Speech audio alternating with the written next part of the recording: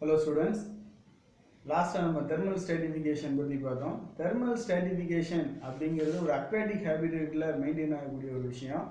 அதாவது aquatic habitatனாலே நம்ம bond எக்கோசிஸ்டத்தை சொல்லிக்கலாம் அல்லது ஸ்ட்ரீமை சொல்லிக்கலாம். எதா இருந்தாலுமே உனக்கு aquatic habitatல நிறைய நிச்சஸ் இருக்குன்னு பார்த்தோம். மைக்ரோ ஹேபிடேட் இருக்கும். அந்த நிச்சஸ்க்கு முக்கியமான காரணம் என்ன அப்படின்னா அதனுடைய டெம்பரேச்சர் டிஸ்ட்ரிபியூஷன் தான்.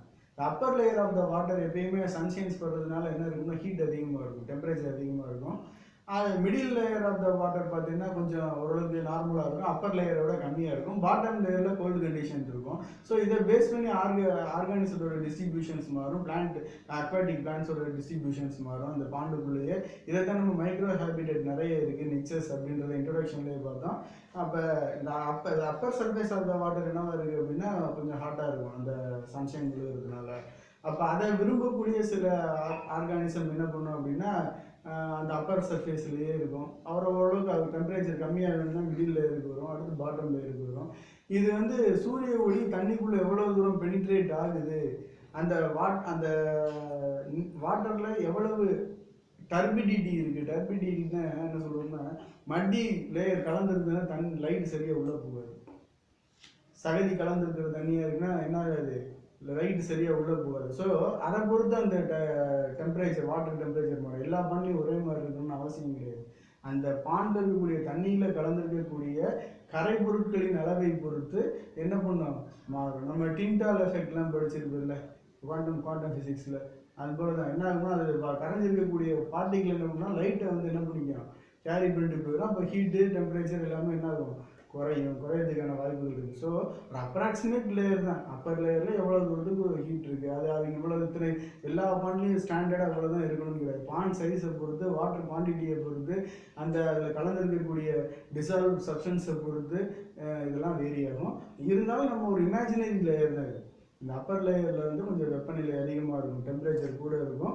அதை காட்டிலும் நடுப்பகுதியில் அதை விட ரொம்ப கம்மியாக பாட்டத்தில் இருக்கும். அதை வச்சு ஒரு கிளாசிஃபிகேஷன் படிக்கிறோம். இப்போ எந்த ஒரு விஷயத்தையும் பிரித்து படிக்கிறது மூலிமா ஒரு தெளிவான அறிவு கிடைக்கும். அதனால தான் கிளாசிஃபிகேஷன் முக்கியம். அப்போ இது என்னன்றதை நம்ம இந்த தெர்மல் ஸ்ட்ராட்டிஃபிகேஷன் ஏரியாவில் நம்ம பார்க்கலாம். சரியா ராசி? Thermal stratification.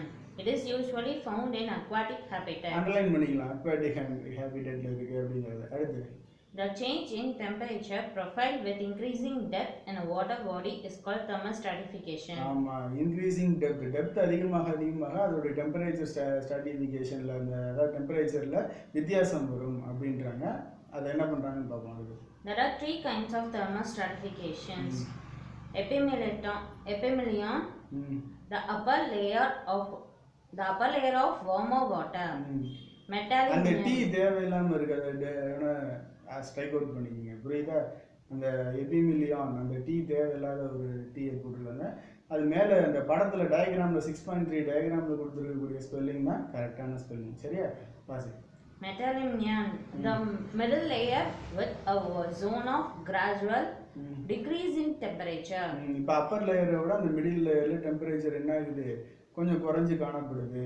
அடுத்து ஹைப்போனாலே மிடில்னு அர்த்தம், மெட்டானா அதாவது ஹைப்போனா பிலோன்னு அர்த்தம், மெட்டானா மிடில்னு அர்த்தம், எபினா மேலேன்னு அர்த்தம். நம்ம ஏற்கனவே நம்ம அராச்சிஸ் ஹைப்போஜியா அப்படின்னு படித்தோம் இல்லையா? அராச்சிஸ் ஹைப்போ அப்படின்னா மண்ணுக்கு கீழே விளையக்கூடிய கடலை அப்படின்லாம் சொல்லுவோம். ஹைப்போனா அது கீழே, பிலோ அப்படின்னு அர்த்தம். மெட்டானா மீடியம் லெவல், அடுத்து எபினா சர்ஃபேஸ் லெவல் அப்படின்றத நம்ம டெக்னிக்கல் டேர்ம்ஸில் நம்ம நிறைய விஷயம் கேள்விப்பட்டிருப்போம். அதை அப்படியே பேஸ் பண்ணிக்க வேண்டியதான் இங்கே வாசி. The bottom layer of colder water. ஆமாம், இந்த பாட்டம் லேயரில் வாட்டர் எப்படி இருக்குன்னா ரொம்ப கொஞ்சம் கோல்டாக இருக்கும். இது வந்து எல்லா பாண்டுக்குமே ஒரே மாதிரி இருக்குன்றது சொல்ல முடியாது. அது அமைஞ்சிருக்கக்கூடிய location, pond size, water quantity, evaporation rate, உள்ளே இருக்கக்கூடிய அசிடிட்டி, அல்கலிட்டி, அந்த வாட்டரில் கலந்துருக்கக்கூடிய என்ன சொல்லுவோம் கலந்துருக்கக்கூடிய சொல்யூட்டு, இதெல்லாம் பொறுத்து மாறும். இதைத்தான் டர்பிடிட்டின்னு சொல்லுவோம். அப்போ இதெல்லாம் பொறுத்து அந்த ஜோன் மாறும், அந்த ஜோன் வித் மாறும். சரியா? அதனால் ஸ்டாண்டர்ட்னு கிடையாது. இன்றைக்குமே என்விரான்மெண்ட்டில் இதுதான் ஸ்டாண்டர்ட், இதுதான் ஃபிக்ஸட் ஃபார்முலா அப்படின்றது கிடையாதுன்றத நான் இன்ட்ரொடக்ஷன்லேயே சொல்லிட்டேன். எல்லாம் அப்ராக்சிமேட் வேல்யூ தான். ஏன்னா இன்றைக்கி இந்த மாதிரி இருக்கும், சில சமயம் மாறும் அப்படியே. ரைட்டா? அப்போ எதுக்கு சொல்ல, மழை பெஞ்சிச்சுன்னா என்ன ஆகும், வாட்டரோட வரத்து அதிகமாகும்போது அதில் வாட்டரில் டிசால்வ் கண்டென்ட் கொஞ்சம் குறைஞ்சி என்ன ஆகும், டிரான்ஸ்பரன்சி அதிகமாகும் போது லைட் பெனிட்ரேஷன் அதிகமாகும். ஸோ இன்னும் கொஞ்சம் டெப்த் வரைக்கும் என்ன போகலாம், ஹீட் லேயர் ஃபார்ம் ஆகலாம், லைட் லேயர் ஃபார்ம் ஆகலாம். புரியுதா? அப்பர் லேயர் வந்து வித்து கூடலாம். அப்போ அதெல்லாம் வித்தியாசப்படும். இருந்தாலும் ஒரு கிளாசிஃபிகேஷன் இந்த மாதிரி 3 பார்ட்டாக ஒரு பாண்டை பிரித்து எந்த லிமிட் வரைக்கும் அந்த அப்பர் லேயர் இருக்குது, எந்த லிமிட்லேருந்து எந்த லிமிட் வரைக்கும் மீட்டர் வரைக்கும் மிடில் லேயர் இருக்குது, எதுலேருந்து எதுக்கு கீழே ஹைப்போ லேயர் இருக்குன்றத நம்ம ஃபீல்டுக்கு போய் எக்ஸ்பெரிமெண்ட் பண்ணால் தான் தெரியும். அதனால தான் இன்ட்ரொடக்ஷன்லேயே சொல்லியிருக்காங்க, இந்த எக்காலஜியில் நிறைய ஃபீல்டு ஸ்டடியும் எக்ஸ்பெரிமெண்ட்ஸும் தேவை அப்படின்னு எக்காலஜியில் சொல்லியிருக்காங்க இல்லையா? அதை தான் நம்ம இங்கே திரும்ப ரீகால் பண்ணுறோம். ஓகேவா? அடுத்து temperature based zonations, variations in latitude and altitude. முதல்ல இந்த latitude altitudeனா என்னன்றதை நம்ம புரிஞ்சுக்கணும். நான் ஏற்கனவே ஆல்டிடியூடை பற்றி சொல்லியிருக்கேன். கடல் மட்டத்திலிருந்து நிலப்பரப்பு அமைந்திருக்கக்கூடிய உயரம், அதுக்கு பேர் ஆல்டிடியூட். ரைட்டா? இப்போ நான் ஏற்கனவே அதுக்கு ஒரு எக்ஸாம்பிள் கூட சொல்லியிருக்கேன். ஒவ்வொரு ரயில்வே ஜங்ஷன்லையும் எம்எஸ்எல் வேல்யூ போட்டிருப்பாங்க. Mean sea level value 800 metre, 900 metre, 600 மீட்டர்லாம் மென்ஷன் பண்ணியிருப்பாங்க இல்லையா? அந்த வேல்யூ என்னன்னா கடல் மட்டத்திலிருந்து அந்த ஜங்ஷன் இருக்கக்கூடிய உயரம், இது ஆல்டிடியூட். சம்டைம்ஸ் ஒரு மலை இருக்குது அப்படின்னு என்ன சொல்கிறோம், இப்போ லடாக் இருக்குது, 4000 மீட்டர் உயரத்தில் இருக்குன்றேன். 4000 மீட்டர் உயரத்தில் எந்த பிளான்ட்டும் சரியாக வளராது, லைகன்ஸ் வேணால் இருக்கலாம். ரைட்டா? அந்த 4000 மீட்டர் உயரத்தில் இருக்குது, லடாக் இருக்குது, சியாச்சின் இருக்குது அப்படின்னு என்ன அர்த்தம்? அதுதான் இந்த ஆல்டிடியூட். சொல்கிறது புரிஞ்சுதா? அடுத்து லாட்டிடியூட்னா ஒரு விஷயம் நல்லா தெரிஞ்சுக்கணும். பூமிக்கு நடுவில் ஒரு கோடு போட்டிருப்போம், ஞாபகம் இருக்கா? ஈக்வட்டோரியல். எல்லாமே இமேஜினரியில் எவனும் கோடு போடல போகுது. ரைட்டா? அப்ராக்சிமேட்டாக ஸ்பேரை வச்சு இந்த சூரியன் செங்குத்தாக உதிக்கிற அந்த ஆங்கிளை வச்சு என்ன பண்ணுறோம், அது என்ன சொல்கிறோம், ஈக்வட்டோரியல் ரீஜன் சொல்லுவோம். இந்த ஈக்வட்டோரியல் ரீஜன்லேருந்து 90 டிகிரிக்கு மேலே அதெல்லாம் என்ன சொல்கிறோம்னா லாட்டிடியூட். உதாரணத்துக்கு இது நம்ம புரிஞ்சுக்கிறதுக்கு ஒரு குளோப் ஒன்று கிடச்சிருக்குது. இந்த குளோப்பில் பார்த்தீங்கன்னா இந்த பக்கம் நம்ம ரெட் கலரில் மார்க் பண்ணியிருக்கேன். இந்த ரெட் கலர் மார்க்கிங் வந்து இப்படி வர கோடு, இப்படி ஒரு ரெட் கலர் கோடு வருது தெரியுதா?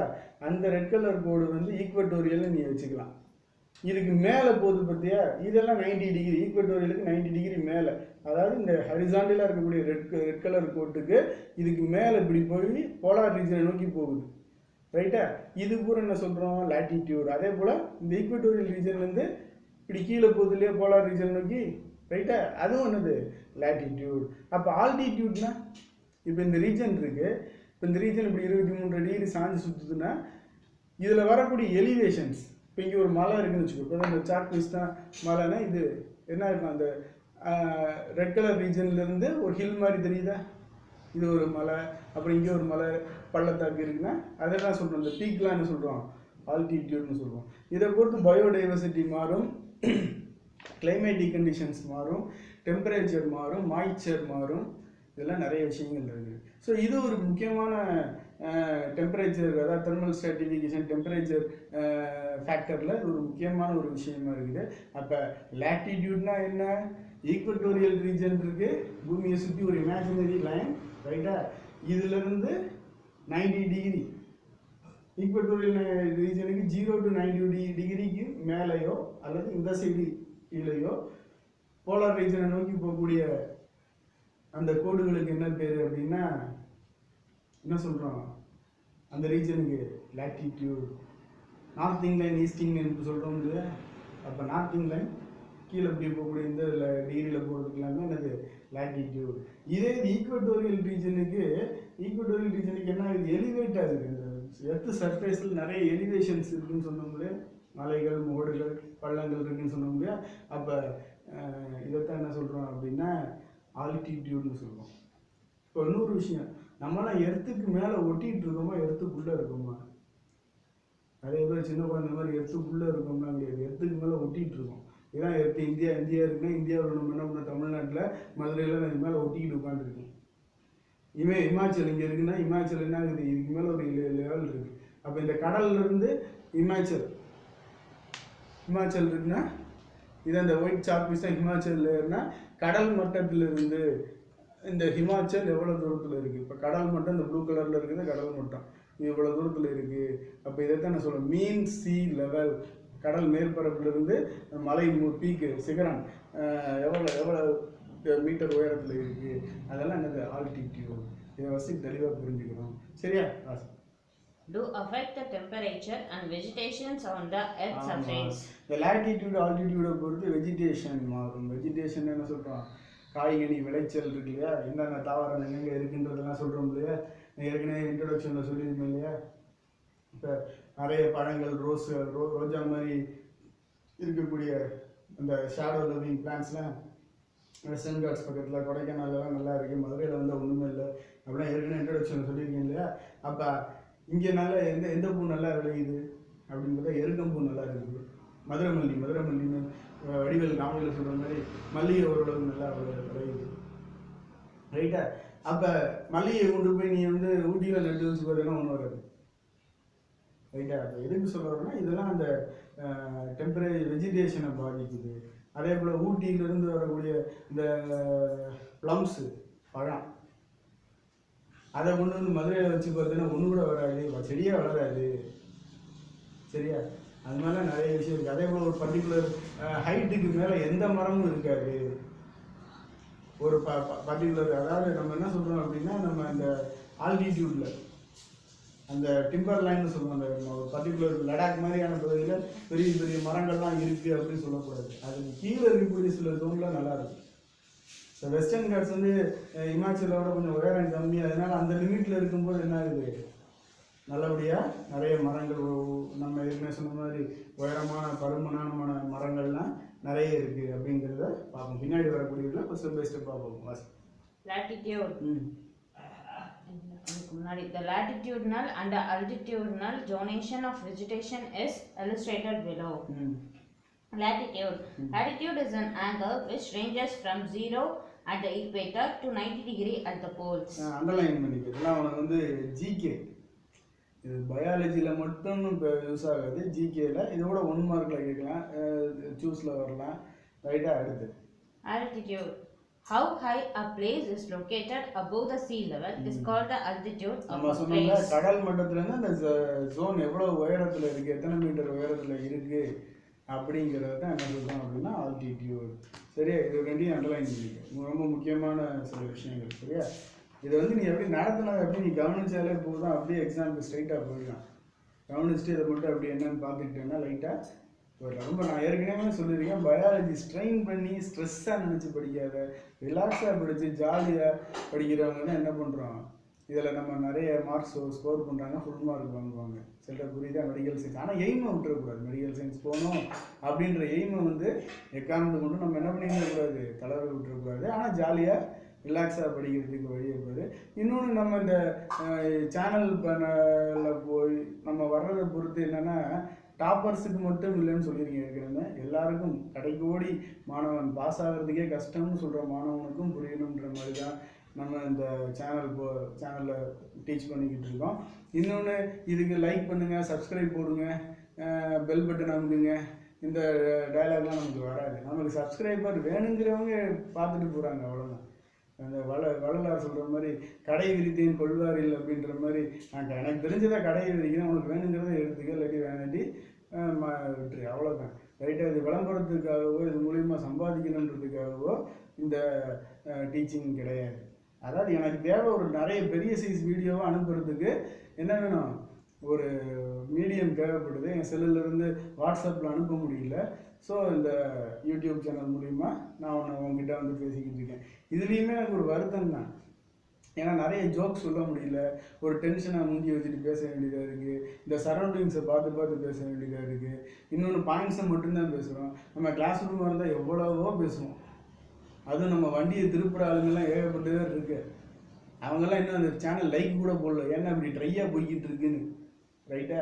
அதனால் இப்போல்லாம் இதில் வண்டி திருப்ப முடியாது, நீ சிரிக்கிற அழகெல்லாம் நான் பார்க்க முடியாது, நிறைய நகைச்சுவையெல்லாம் சொல்ல முடியல. இருந்தாலும் இந்த கொரோனா காலகட்டத்தில் இதையாவது செய்வோமே, ஒன்றுமே செய்யாமல் இருக்கிறதுக்கு இதையாவது செய்யலாம்ல, கொஞ்சமாவது போர்ஷன் நகருமே அப்படின்றதுல தான் இந்த டாபிக் போயிட்டுருக்கு. ஓகேவா? அதனால் அடிக்கடி வண்டி வேறு பக்கம் திரும்பாது, அப்படியே டாபிக் மட்டும்தான் போகும். கொஞ்சம் அட்ஜஸ்ட் பண்ணிக்க, சீக்கிரமாக நம்ம மீட் பண்ணி கலகலன்னு கிளாஸ் எடுப்போம். புரியுதா? லக்கலக்கன்னு எடுப்போம். சரியா? சரி ஓகே வாசி. Timberline or tree line? Timber line and tree line ஏற்கனவே சொல்லியிருக்கேன். Imaginary line. என்ன இமேஜினரி லைன்? ஒரு ஆல்டிடியூட்டில் ஒரு மலை இருக்குன்னு வச்சுக்கேன். அந்த ஆல்டிடியூட்டில் மரங்கள் எந்த லேயர் வரைக்கும், எந்த ஹைட்டு வரைக்கும் நல்லா வளருமோ அந்த லைனை தாண்டி இருக்கிறதுல என்ன சொல்கிறோம் அப்படின்னா, அந்த லைனை தான் சொல்கிறோம் டிம்பர் லைன். அதுக்கப்புறம் மரங்கள் இருக்காது மேலே போச்சுன்னா, அவ்வளோதான்.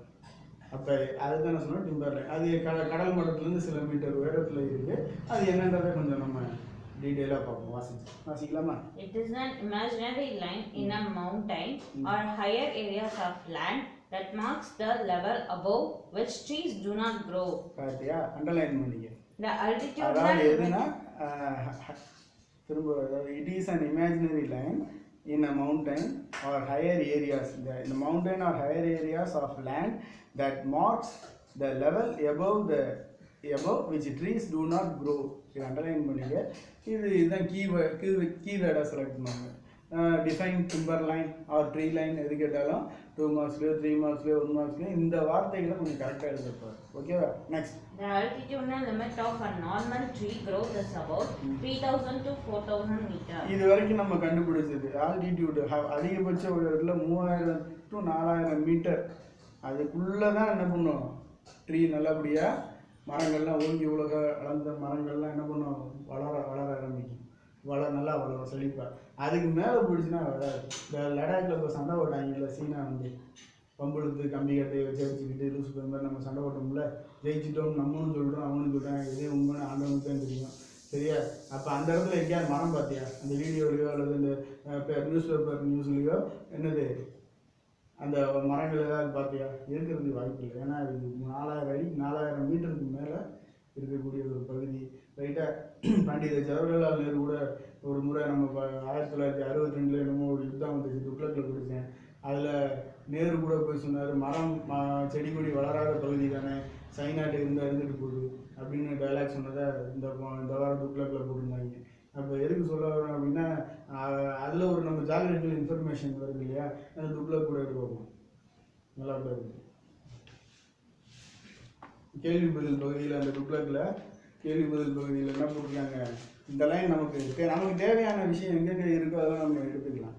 அதாவது ஒருத்தர் கேள்வி கேட்குறாரு, மா சந்திரசேகர் மேட்டு மகாதானபுரத்திலிருந்து 1962 சீனா போரின் போது நேரு லடாக் சென்றார் என்கிறாரே சரத் பவார். இதுக்கு அந்த துக்ளக் ஆசிரியர் பதில் கூறுறாரு.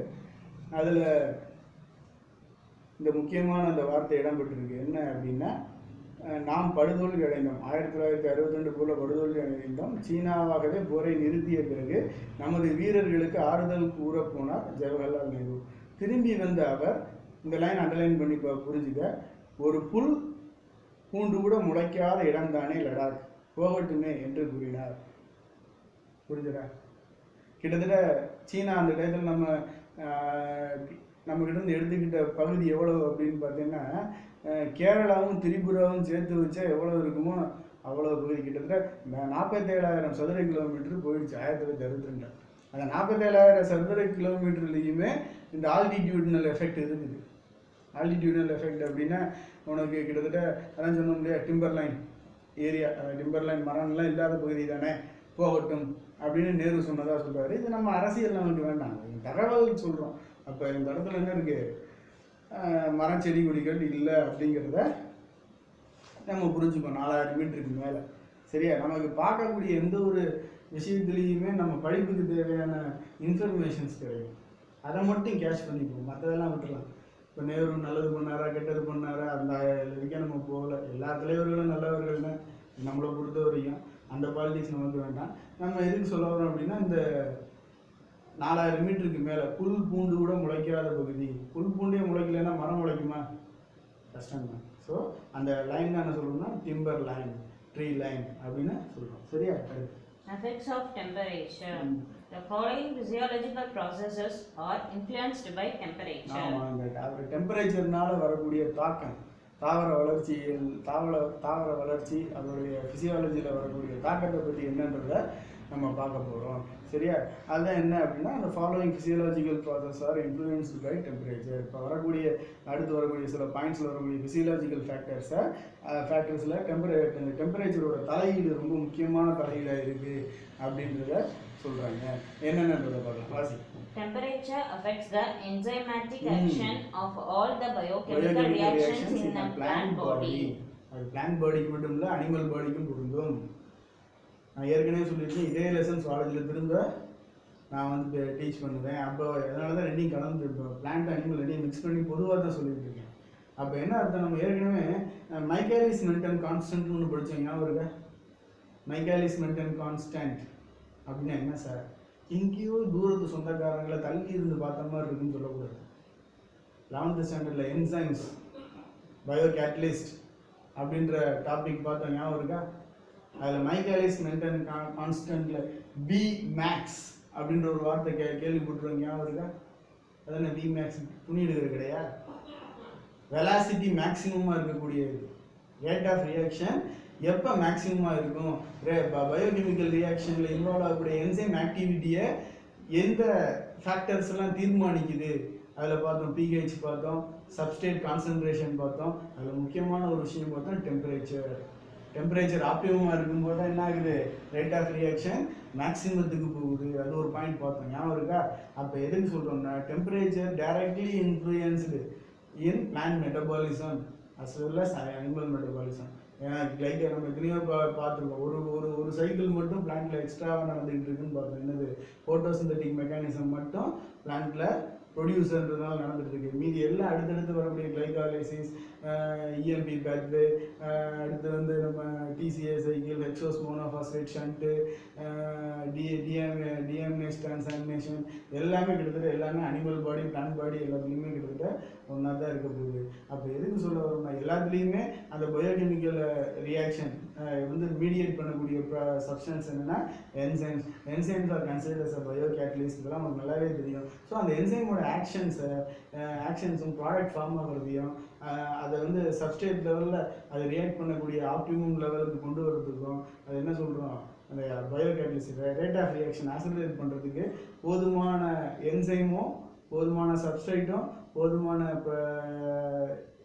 எல்லாமே இருந்தாலும் டெம்பரேச்சர் ஆப்டிமமாக இருந்தால் மட்டும்தான் அந்த ரியாக்ஷன் ரேட் வந்து கரெக்டாக நடக்கும். அப்படி இல்லாட்டி அது சரியாக நடக்காது. ஓகேவா? வாசி. It influences CO2 and O2 solubility in the biological systems. ஆமாம், CO2 O2 கேசியஸ் எக்ஸ்சேஞ்ச் கரெக்டாக நடக்கணும். அது அனிமலாக இருந்தால் ஆக்சிஜன் உள்ளே வந்து கார்பன் டை ஆக்சைடு வெளியே போகக்கூடிய மெக்கானிசத்தை ரெகுலேட் பண்ணணும்.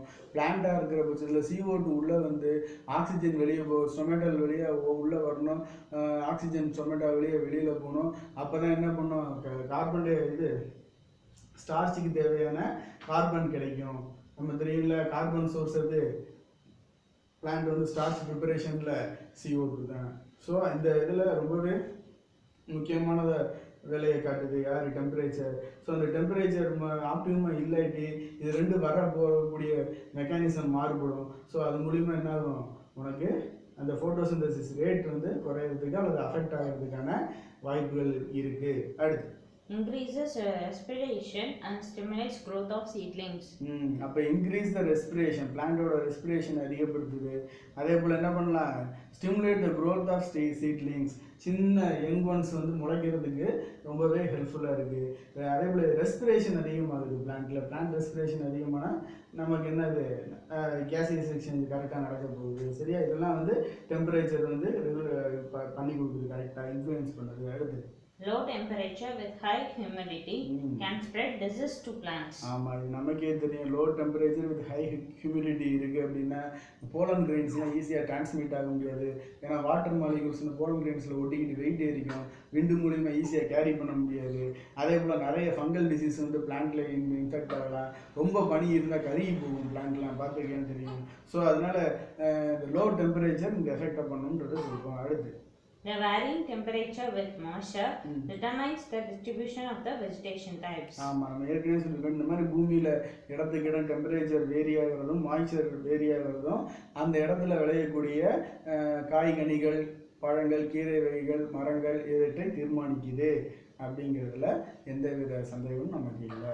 ஸோ அப்போ டெம்பரேச்சர், எஃபெக்ட்ஸ் ஆஃப் டெம்பரேச்சருங்கிறது இதுதான். நெக்ஸ்ட் நம்ம பார்க்க போகிறது என்ன அப்படின்னா வாட்டர், நீரின்றி அமையாத உலகு அப்படின்னு வள்ளுவம் சொல்லுது இல்லையா, அந்த அதே விஷயத்தை தான் நம்ம இங்கே பார்க்க போகிறோம். அப்போ வாட்டரோட முக்கியமான ரோல் என்ன அப்படின்னு பார்த்தீங்கன்னா சொல்கிறோம் இல்லையா, ஒரு உயிரினம் உருவானதே தண்ணியில் தானே. இந்த தண்ணி எங்கிருந்து வந்தது அப்படின்னா நம்ம புராணங்கள், இதிகாசங்கள், வேதங்களில் சொல்கிறது நெருப்புலேருந்து நீர் உருவாச்சு அப்படின்றாங்க. சரியா? அப்போ இந்த மாதிரிலாம் நிறைய கான்செப்ட் இருக்குது. நீர் உருவானதில் பூமி குளிர்ந்து 50,000 வருஷம் தொடர்ச்சியாக மழை பெஞ்சதுன்றாங்க. லைஃப் ஆரிஜினுக்கு முன்னாடி அந்த மழை பெஞ்சதுனால தானே கெமிக்கல் ரெவல்யூஷன் உள்ளே வந்தது. ஒன்று ரியாக்ஷன் தண்ணிக்குள்ளே நடந்து அமினோ ஆசிட் ஃபார்ம் ஆச்சு. அமினோ ஆசிட் ஃபார்ம் ஆகி நியூக்ளிக் ஆசிட் ஃபார்ம் ஆச்சு. ஆர்கேயிங் பாக்டீரியா வந்தது, லைஃப் ஸ்டார்ட் ஆச்சு அப்படின்னு சொல்கிறோம். அப்போ அவர் early form of life starts from aquatic அப்படிங்கிறது நல்லாவே தெரியாது. பிளான்ட்டுக்கும் பொருந்தும், அனிமலுக்கும் பொருந்தும். சொல்கிறது புரியுது? அப்போ அத்தகைய மகத்துவம் வாய்ந்த நீரோட தாக்கம் என்விரான்மெண்ட்டில் எப்படி இருக்குது அப்படிங்கிறது தான் இந்த செக்மெண்ட்டில் நம்ம பார்க்க போகிறோம். புரியுது? அப்போ எல்லாருமே ஒரு பாட்டு கூட இருக்கு இல்லையா, நீரையும் பெண்ணையும் ஒப்பிட்டு ஒரு பாட்டு இருக்குல்ல விதத்தில். அதில் பார்த்தீங்கன்னா தண்ணீர் குடத்தில் பிறக்கிறோம், அதாவது ஆம்னியாட்டிக் ஃப்ளூயிடில் பிறக்கிறோம், தண்ணீர் கரையில் முடிக்கிறோம் அப்படின்னு வரும். அப்போ ஹியூமன் பீயிங் பிறக்கிறது வயிற்றுக்குள்ளே, அம்மா வயிற்றுக்குள்ளே இருக்கக்கூடிய நீரில் அந்த ஆம்னியாட்டிக் ஃப்ளூயிடில் மிதந்து தான் உருவாகுறேன். அதே போல் நம்ம ஒவ்வொரு குறிப்பாக இந்து மதம் சார்ந்த அந்த ரிலேட்டடில் இருக்கக்கூடிய நிறைய டிவிஷன்ஸ்லாம் நம்ம ஈமச்சடங்குகள் எங்கே கொண்டு போய் தான் செய்கிறோம், தண்ணீரில் தான், தண்ணீர் கரையோரமாக தான் செய்கிறோம். இன்னொன்று சொல்லப்போனால் ஆற்று படுகைகள் தான் ஒரு உயர்ந்த நாகரிகத்தை உருவாக்கி இருக்கு அப்படின்றத சிந்து சமவெளி நாகரிகம், ஹரப்பா நாகரிகம் இதெல்லாம் படிச்சிருக்கல, ஃபேஷன்ஸ் ரைட்டாக, எகிப்து நாகரிகம், சீன நாகரிகம் இதெல்லாம் படிக்கிறது பூரா பார்த்தீங்கன்னா ரிவர் பட்டை ஒட்டியே தான் நடந்திருக்கு. ஏன்னா ஹியூமன் எவல்யூஷனில் ரிவர் பட்டுக்கும் ஹியூமன் எவல்யூஷனுக்கும் ரொம்ப தொடர்பு இருக்குது. ஏன்னா ரிவர் பட்லேருந்து கொஞ்சம் தண்ணி எடுத்து விவசாயம் பண்ணிக்கலாம், கேட்டில்ஸை ட்ரைன் அப் பண்ண ஒரு இடத்துல தங்கி வாழ ஆரம்பித்தான். தங்கி வாழ ஆரம்பிச்சதுக்கப்புறம் தான் அறிவு வளர ஆரம்பிச்சது. நீ ஓடிக்கிட்டே இருந்தால் அறிவு பெருசாக வளராது. ஒரு விஷயத்துலேருந்து தப்பிச்சு ஓட அல்லது அதை அட்டாக் பண்ணி தான் போகக்கூடிய அமைதியாக உட்கார தான் சிந்தனா சக்தி வரும். சிந்தனா சக்தி வரும்போது அந்த கேட்டில்ஸ் அக்ரிகல்ச்சர் ரெவல்யூஷன்லாம் பண்ண ஆரம்பித்தான், கேட்டில் பீடிங்லாம் பண்ண ஆரம்பித்தான். அதுக்கடுத்து பார்த்தீங்கன்னா கொஞ்சம் கொஞ்சமாக அறிவு ஜாஸ்தியாகி கலைகளை நோக்கி போக ஆரம்பிச்சது. ரைட்டா? நம்ம தசாவதாரத்தில் 10 அவதார பொம்மைக்கு ஒரு விளக்கம் சொல்லுவோம் இல்லையா, அதில் பலராமர் அவதாரம் என்ன பண்ணுது, ஏர் வச்சிருப்பார் இல்லையா கையில்.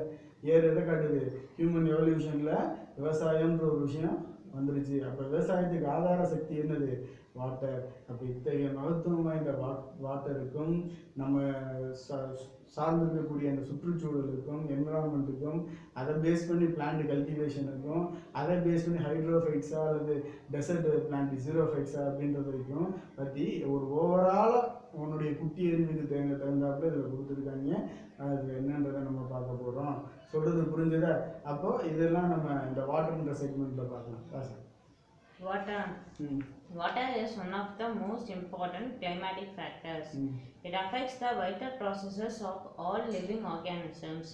It is believed that even life had originated only in water during the evolution of the earth. Water covers more than 70% of the earth's surface. தண்ணீர் தேசம்னு வைரமுத்தோட ஒரு கவிஞர் வைரமுத்து இருக்கார் இல்லையா, அவருடைய ஒரு புக்கு, ஒரு கதை நல்லா இருக்கும், ஒரு லவ் ஸ்டோரி தான். அதில் ஒரு இன்ஃபர்மேஷன் நான் பார்த்தேன். என்ன அப்படின்னா, கடலில் இருக்கக்கூடிய தண்ணியை பூரா மோட்ரு போட்டு உறிஞ்சு நிலப்பரப்பில் கொட்டி அந்த தண்ணியை நிப்பாட்டினோம்னா 7 to 8 மீட்டர் உயரத்துக்கு தண்ணி நிற்குமா. அவ்வளோ தண்ணி கடலில் இருக்குது. அப்போ பூமியே எவ்வளோ இருக்குது, பூமியை மொத்தம் 4 பங்காக பிரிச்சுக்கிட்டோம்னா கிட்டத்தட்ட 3.5 பங்கு என்னதான் இருக்குது, வாட்டர் தான் இருக்குது. அப்போ இதுக்கு என்ன காரணம் அப்படின்னு அவரே தான் சொல்லுவார். பூமி குளிர்ந்து என்ன பண்ணுது அப்படின்னா, சுற்றிக்கிட்டு இருக்கும்போது, எம்டி பிளானட் சுற்றிக்கிட்டு இருக்கும்போது தொடர்ச்சியாக 50,000 வருஷத்துக்கு மழை பெஞ்சுது. அது மூலியமாக தான் என்னாச்சு, பூமியில் தண்ணி உருவாச்சு. அது தவிர இயற்கையிலே மூலக்கூறுகள், அதாவது சொல்லும்போது எலமெண்ட்ஸோட சேர்க்கையினால் உருவான தண்ணி அதில் ஒரு 10% அப்படின்ற மாதிரி சொல்கிறாங்க. சொல்கிறது புரிஞ்சுதா? அப்போ இந்த மாதிரிலாம் தண்ணியை பற்றி நிறைய விஷயங்கள். இப்போ கூட செவ்வாயில் போய் தண்ணி இருக்கா அப்படின்னு தான் கேட்குறோம். ரைட்டா? தண்ணி இருந்து என்ன பண்ண போகிறோம், பூமியில் இருக்கிறது எல்லாத்தையும் பார்த்துட்டோமா? அதெல்லாம் கிடையாது. நம்மளோட மனித குலத்தோட புத்தியை மனம் ஒரு குரங்குன்னு சொன்னாங்க பற்றியா ஒரு கவிஞர். அது உண்மைதான். ஏன்னா ஒவ்வொரு இடத்துலையும் தாக்கிக்கிட்டே இருக்குது. பூமியில் இருக்கிற எல்லாமே பார்த்துட்டேன்னா நீ அடுத்த கிரகத்தை போய் ஆராய்ச்சி பண்ணுறதுல நியாயம் இருக்குது. இது என்னன்னு தெரியல, அங்கே போய் தண்ணி இருக்கானே ஃபஸ்ட்டு தேடுறாங்க. அங்கே ஆறுகள் ஓடினதற்கான ஆதாரம் இருக்குன்னு சில ரிப்போர்ட்ஸ் எல்லாம் சொல்கிறாங்க இல்லையா. நம்ம இன்னும் செவ்வாய்க்கு நிறைய இன்னும் நம்ம விஷயங்கள் நம்ம பண்ண வேண்டியது இருக்குது. நிலவில் தண்ணி இருக்கான்னு பார்க்குறோம், ரைட்டா? அப்போ எதுக்குன்னா தண்ணி இருந்தால் அங்கே ஜீவராசி இருக்கலாம், இருக்கிறதுக்கான வாய்ப்புகள் நிறைய அப்படின்னு உலகத்தில் இருக்கக்கூடிய விஞ்ஞானிகளோட கருத்து அது. அதுதான் உண்மையும் கூட, சரியா? அப்போ ஏன் நம்ம பூமியை விட்டு அங்கே போகிறாங்க? பூமியில எல்லாம் பார்த்தாச்சான்னு சொன்னோம். பூமியில் பார்க்குறது ஒரு குரூப் பார்த்துட்டு தான் இருக்காங்க. இருந்தாலும் பூமியை தவிர மற்ற கிரகங்களில் ஜீவராசிகள் இருக்கா அப்படிங்கிறத ரொம்ப மும்முரமாக தேடுறாங்க. அப்படி ஜீவராசிகள் இருந்தால் தண்ணி இருந்து ஆகணும், தண்ணி இருந்தால் மட்டும்தான் ஜீவராசிகள் இருக்க முடியும். அதனால் வாட்டரையும் ஆர்கானிசத்தையும் பிரித்து பார்க்க முடியாது. நம்ம உடம்புக்குள்ளேயே கிட்டத்தட்ட 80 to 90% வாட்டரில் தானே இருக்குது. கடல் தண்ணி தான் உள்ளே இருக்குது, ரைட்டா? கடல் தண்ணி, கடலில் இருக்கக்கூடிய உப்பு தண்ணி தான் உடம்புல இருக்குன்றாங்க. அதுதான் என்ன சொல்கிறோம், நம்ம அசிடிட்டி அல்கலிட்டியாக பார்க்குறோம், பிளட்டாக போய்கிட்டு இருக்குன்றோம், சிறுநீராக வெளியேறிக்கிட்டு இருக்கு, மாய்ச்சரில் வெளியேறிக்கிட்டு இருக்கு, வேர்வையில் வெளியேறிக்கிட்டு இருக்கு உள்ளே இருக்கிறது, ரைட்டா? அப்போ எதுக்கு சொல்ல வரோம் அப்படின்னா நீர் ரொம்ப முக்கியமான ஒரு ஆதார சக்தி. அது In nature, water is available to plants in 3 ways. The earth, atmospheric moisture, precipitation and soil water. ஆமாம், எர்த்தில் இருக்கக்கூடிய வாட்டர் என்ன சொன்னால் அட்மாஸ்பியரிக் மாய்ச்சர்லேயே இருக்குது, ப்ரெசிபிடேஷன் தரையில் செட்டில் ஆகிருக்குது. அடுத்து நீ பூமிக்கு அடியில் இருக்கக்கூடிய வாட்டர். அதனால் பூமிக்கு அடியில் எங்கேருந்து தண்ணி வரும்? கடல் தண்ணி தான் வருது. இப்போ நல்லா இருக்குன்னா, நல்லா மேப்பில் பார்த்தீங்கன்னா இங்கே கடல் இருக்குன்னா இங்கே போர் போடுறோம்னா தண்ணி எப்படி வருது? இந்த கடல் தண்ணி நிலப்பரப்புக்குள்ளே ஊடுருவி பெர்குலேட் ஆகி வருது, புரியுதா? அப்படி வரும்போது ஒவ்வொரு மண்ணுலையும் கடந்து வரும்போது நல்ல தண்ணியாக கிடைக்குது. இப்போ கடற்கரையோர பகுதியில் கொஞ்சம் உப்பு தண்ணி கிடைக்கலாம். அதுவும் திருச்செந்தூரில் பார்த்தீங்கன்னா சொல்கிறாங்க, இந்த நாழி கிணறுன்னு ஒரு கிணறுல போய் குடிப்போம், கடல் நீராடிட்டு அந்த தண்ணி நல்ல தண்ணின்றாங்க. அப்போ கடற்கரைக்கும் அதுவும் கிட்டத்தட்ட 250 மீட்டர் கூட டிஸ்டன்ஸ் இருக்காது. அதுக்குள்ளே நல்ல தண்ணி கிடைக்குதுன்னா அது ஃபில்ட்ரேஷன் நல்லா நடந்திருக்குன்னு அர்த்தம். நம்ம ஏன் பாலித்தீன் பேக்ஸ் பேப்பர்ஸ் யூஸ் பண்ணாதுன்னா மண்ணில் போட்டோம்னா இந்த இடையில சொருகிக்கிச்சுன்னு வச்சுக்கோ, இந்த தண்ணி இங்கிருந்து அங்கே போக முடியாது, பெர்குலேட் ஆக முடியாது. ஸோ என்ன ஆகுது, நிலத்தடி நீர் மட்டம் குறையுது அப்படின்ற பிரச்சனை வருது. அப்போ எதுக்கு சொல்ல வரோன்னா, இந்த சாயில் வாட்டர் அப்படிங்கிறது தனியாக சாயிலில் ஒரு வாட்டர் வருமானா கடல் தண்ணி ஊர் அது எவ்வளோ நாளும் ஊர். ஏன்னா பூமியிலே லேண்ட் மாஸே 1% தான் சொல்லியிருக்கோம், மீதி 3% தண்ணினா எல்லா பக்கமும் ஊடுருவி தானே வரும். இன்னும் சொல்ல போனால் நம்ம எர்த்தோட டிசைனும் நம்ம ஆர்கானிசத்தோட டிசைனும் ஃபென்டாஸ்டிக்காக இருக்குது, சரியா? ஓகேவா? அப்போ இதை பற்றி டீட்டெயிலாக ஒரு 5 minutes கழிச்சு டிஸ்கஸ் பண்ணலாம்.